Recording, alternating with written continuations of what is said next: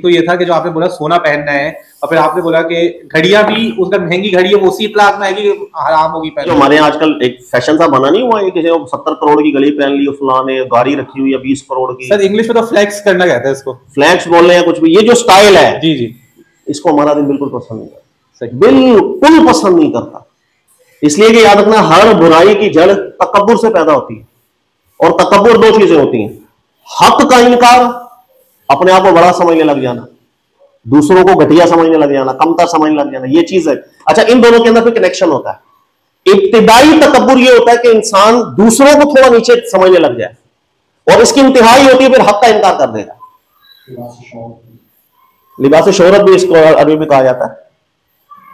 ये तो brand style है ना, ब्रांड पहन लिए लंबे, ये इसकी मैं कल्चर की मैं बात कर रहा हूँ। ये जो वीआईपी कल्चर हमारे यहाँ बन गया हुआ, इसको थोड़ा सा मैं समझा देता हूँ आपको।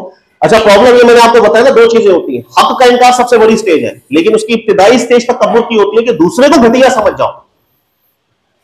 यहां से तकब्बुर का जरासीम दिलों में लगता है, फिर आगे जाते जाते इंसान फिर इतना हरदरम हो जाएगा, हक को जुटलाना उसके लिए कोई मसला ही नहीं। यही वजह है कि कुफार जितने कुरान पाक में जिक्र किए ना, वो तकब्बुर में चले जाते थे। इनकी ये दोनों सिफतों को भी कुरान जिक्र करता है। वो कैसे? वो गरीब मोमिनीन का मजाक उड़ा रहे हैं, यार ये घटिया लोग, घटिया। अब घटिया किसी को कब कहता है इंसान? जब अपने आप को जरा बड़ा समझ रहा है। तो कुफार यही मजाक उड़ाते थे, यार ये नबी पर ईमान लाने वाले गरीब गुरबा लोग, घटिया लोग, हम लोग क्यों ईमान लेकर आए? ये तकब्बुर की ये सिफत है, और इसी ने उनको इस नहेज तक पहुंचा दिया कि हक का इनकार करने लगे। यही दो सिफतें शैतान के अंदर भी थी। वो कैसे? आदम अलैहिस्सलाम को सजदा करने की बारी गई, अल्लाह ने कहा इस्तकबारा, इसके दिल में तकब्बुर आ गया। इसलिए कि पहला जुमला उसने क्या कहा? घटिया समझा, खलकतनी मिन नार खलकतहु मिन, अल्लाह में आग मिट्टी, घटिया समझ लिया आपने। पहली वही सिफत आ गई, और इसी का नतीजा क्या हुआ? हक का इनकार कर बैठा, जुटला दिया। ये दो चीजें आपस में बहुत ताल्लुक होती हैं। हमारे यहाँ कई लोग समझते दो अलग अलग चीजें, अलग नहीं है, एक ही है। ये पहली सीढ़ी है जिसने यहां लेके जाना है। तकब्बुर बुरी सिफत है। अब हमारे दीन के अंदर तकब्बुर, कुरान पाक को जब हम पढ़ेंगे ना, वो एक असल बयान करता है। वो कैसे? नंबर एक, कि जमीन में अकड़ा के ना चलो, पहाड़ भी नहीं चीर सकते तुम। जमीन में मैं थोड़ा सा जरा अकड़, इसको भी पसंद नहीं कर रहा हमारा दीन। इसलिए कि पहले इंसान का स्टाइल चेंज होता है, फिर दिल चेंज होता है। सिंपल सी मैं मिसाल आपको देता हूं, और कीजिएगा। मैंने एक सादा सा लिबास पहनू, आप गली में जरा चक्कर लगा के, आप नॉर्मल जाएंगे, रोटियां लेकर आ जाए। अब आप घर के अंदर आए और एक सूट पहने में 50 लाख रुपया लाओ, अभी आप पहन के घर से निकले नहीं ना बाहर, आप बोलेंगे यार थोड़ा अलग हो, आपके अंदर फीलिंग आना शुरू हो जाएगी।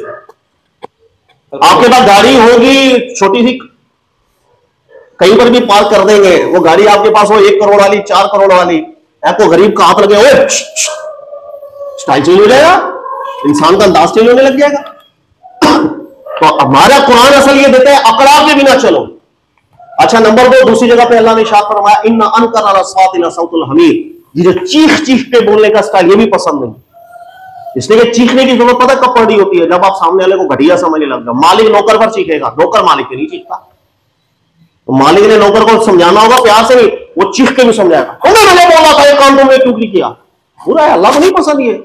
इसलिए कि सब सिम्टम्स है कि दिल में तकब्बुर है, आप घटिया समझ रहे हो किसी को, तो किसी को घटिया समझना, हक का इनकार, ये दोनों चीजें आपस में मिल जाती हैं। इसके लिए हमारा दिन पसंद नहीं करेगा कि आप अकड़ा के चलो, हमारा दिन पसंद नहीं करेगा कि आप ऊंची आवाजें करो। अच्छा, तीसरी चीज, अल्लाह के नबी अलैहिस्सलाम के जमाना मुबारक में मुतकब्बिरीन का तरीका ये होता था, उन्होंने कपड़े पहने, तहबन का स्टाइल ज्यादा होता था पहले ना, उसको थोड़ा पीछे लटका लेते थे जमीन पे, तो जब चल रहे हैं पीछे घिसटता हुआ चल रहा है कपड़ा, ये स्टाइल था बड़े लोगों का। अल्लाह के नबी अलैहिस्सलाम ने बिल्कुल पसंद नहीं फरमाया। फरमाया कि ये जो तकब्बुर के लिए कर रहे हैं हरकतें, जहन्नमी वाला काम है। नबी अलैहिस्सलाम जब तहमत बांधा करते थे, जमीन पे नहीं घसीटा करते। हमारा स्टाइल तकब्बुर वाला नहीं है, बस खलास, टखनों से ऊपर, टखनों से ऊपर मीन मतलब घसीटे ना, जमीन पे ना घसीटे। ये फैशन आज तक है। आपने देखा होगा कई बड़े बड़े महंगे सूट पहने को पीछे और रगड़ता हुआ आ रहा होगा, ये आज भी एक बड़ा निशानी। तो ये जो कल्चर है जिसको आप देखेंगे ना, ब्रांड सिस्टमों का फला भाई, बस में मालो दौलत आ गया, दूसरे घटिया हो गए, ये इतना गंदा जरासीम होता है, मुआशरे का मुआशरा तबाह कर देता है।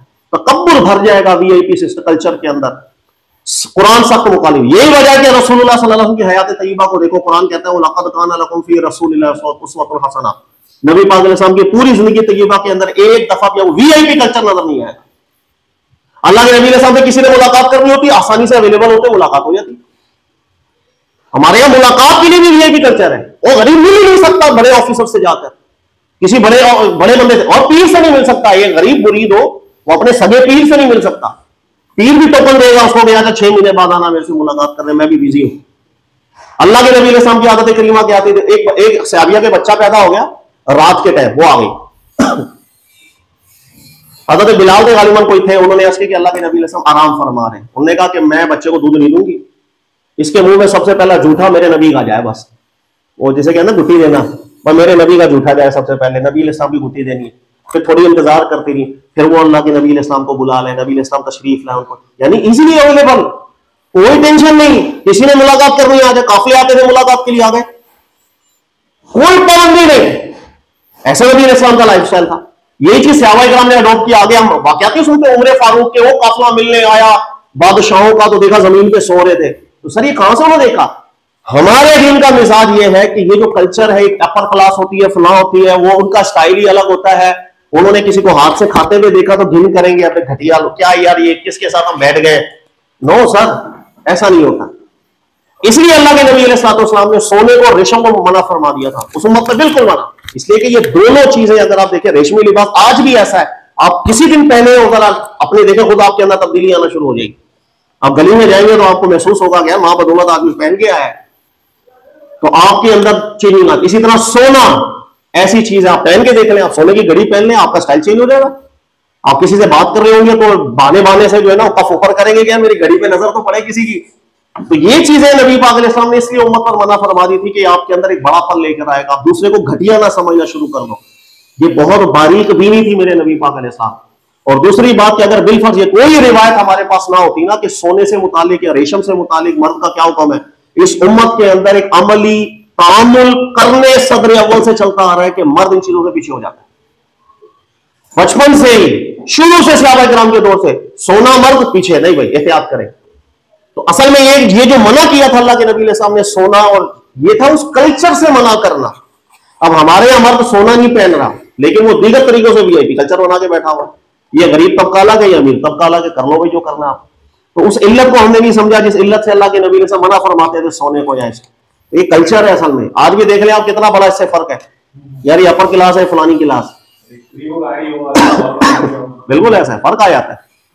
मेरे साथ दो गाल हो, यकीन करें मेरी चाल में फर्क आएगा, बिल्कुल चाल बदलना शुरू हो जाएगी। आप गली में चल रहे होंगे वैसे नॉर्मल चलेंगे, दो गाल हो, इधर गले उठाई हो लोगों ने, आप देखें, आप स्टाइल देखें मेरे जाने का। तो ये चीजें इंसान के दिल की दुनिया बदलती है फौरन। यहां चेंजिंग आएगी, पहले आप बड़ापन फील करेंगे, दूसरे को नीचे समझना शुरू हो जाए। और बदकिस्मती में आपको बताओ, सबसे बढ़कर तकब्बुर का आंसर मजहबी लोगों के अंदर आजकल सबसे ज्यादा आ चुका है। इसलिए कि ये जो हमारे यहाँ ना भाई मैं ठीक, तू ये बदमज़हब, ये गुमराह, ये फासिक, ये फलाना, हर मसले पे तू गलत, मैं सही, ये तकब्बुर है। आजीज होना चाहिए यार, मैं भी कुछ चीज समझ रहा हूं, हो सकता है गलत हो, सामने भी गलती हो सकती है, कोई मसला नहीं, इसमें क्या टेंशन है भाई, इंसान है, उससे भी होगी, मुझसे भी गलती होगी। लेकिन हमने ऐसा रवैया अपना रखा हुआ है कि बस सामने वाले सारे ही गलत हैं, ठीक नहीं, ये भी तकब्बुर है सर। आप घटिया समझ रहे हो दूसरे को, और एक आम बंदे को घटिया समझना अलग। आप आलिम दीन को भी घटिया समझते हो, रियली आलिम दीन की कोई इज्जत नहीं है। हमारे यहाँ का जो कल्चर है पाकिस्तान इंडिया का फिरका वारियत वाला, कि अगर आप किसी एक मसलक से बिलोंग करते हैं, अल्लाह की मैं झूठ नहीं बोल रहा हूं, किसी दूसरे मसलक का आलिम दीन भी आ जाएगा, टका इज्जत नहीं है आपके दिल में। वो नमाज भी पढ़ाएगा ना, आप बोलेंगे इसके पीछे नमाज पढ़ूंगा, मेरा निकाह टूट गया है, ये बदमज़हब है, फलाना है, इस कदर ये सब बर्बादी हो गई। तो हम सिर्फ सोना हराम समझते हैं, जिस वजह से सोना हराम था वो नहीं समझ रहे कि अल्लाह के नबी अलैहि सलाम ने पाबंदी क्यों लगाई थी, वो किस कल्चर को खत्म करना चाह रहे हैं अल्लाह के नबी अलैहि सलाम। अल्लाह ताला बस आफियत अता फरमाए।